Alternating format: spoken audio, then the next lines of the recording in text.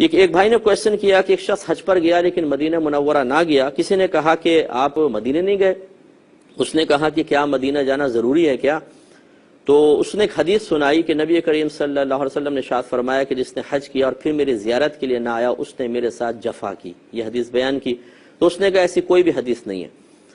دیکھیے یہ شیخ عبداللہ محدث دہلوی رحمۃ اللہ علیہ نے باقاعدہ اس حدیث کو نقل کیا ہے اور دیگر بہت سے محدثین نے اس پر اعتماد بھی کیا ہے. تو اگر یہ ضعیف حدیث بھی ہوتی تب بھی اس کو معتبر مانا جا سکتا تھا. تو نبی کریم صلی اللہ علیہ وسلم کی بارگاہ میں حاضری یقیناً کوئی حج کی تکمیل کے لیے تو ضروری نہیں ہے. حج کامل ہو جائے گا کیونکہ حج مخصوص ارکان کا جو مخصوص وقت میں مخصوص مقامات پر ادا کرنے ہوتے ہیں انہی کا نام ہے.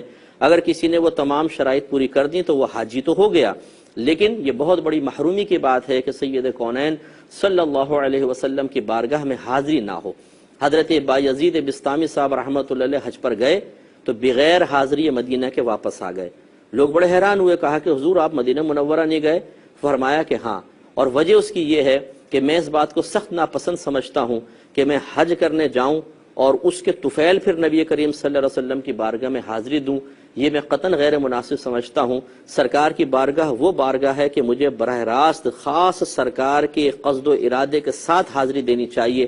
لہٰذا میں واپس آیا ہوں اور اب میں جا رہا ہوں دوبارہ سرکار کی بارگاہ میں حاضری کے لیے. تو اتنا اہتمام اکابرین اسلام سے ثابت ہے. تو خلاصہ کلام یہ ہے کہ یہ بہت بڑی محرومی کی بات ہے. اور پھر اس طرح میں معذرت کے ساتھ یہ بات عرض کر رہا ہوں کہ نبی کریم صلی اللہ علیہ وسلم کی بارگاہ میں حاضری کو تحقیری انداز سے ذکر کرنا کہ کوئی فرض یا واجب ہے کیا, کوئی ضروری ہے کیا.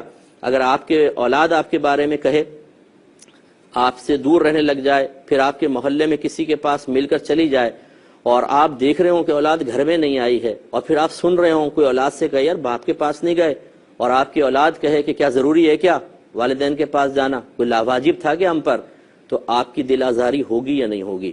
تو اس طرح کے جملے کہنا یہ قطعاً غیر مناسب ہیں.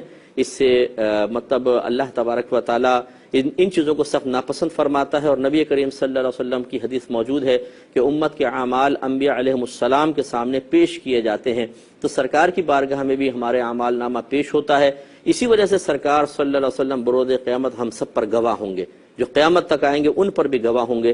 تو اب ان کے سامنے جب اس قسم کی چیزیں پہنچتی ہوں گی تو یقیناً سرکار کو رنج ہوتا ہوگا. اس قسم کے جملے نہ کہیں. تو بہرحال خلاصہ کلام یہ ہے کہ یہ حدیث ہے یا نہیں ہے, اس بحث میں پڑھنے کے بجائے یہ سوچئے کہ بارگاہ رسالت میں حاضری کس قدر محبوب اور مطلوب ہے, ہمیں ضرور جانا چاہیے. لیکن پھر بھی میں یہ کہوں گا کہ یہ کوئی فرض نہیں ہے, لیکن بعض علماء نے اس کو اس حدیث کے تحت واجب ضرور قرار دیا ہے کہ وہ شخص بہت ہی بڑا محروم ہے کہ جو اس مقام پر پہنچے اور پھر بارگاہ رسالت میں حاضر نہ ہو, اس لیے ضرور جانا چاہیے.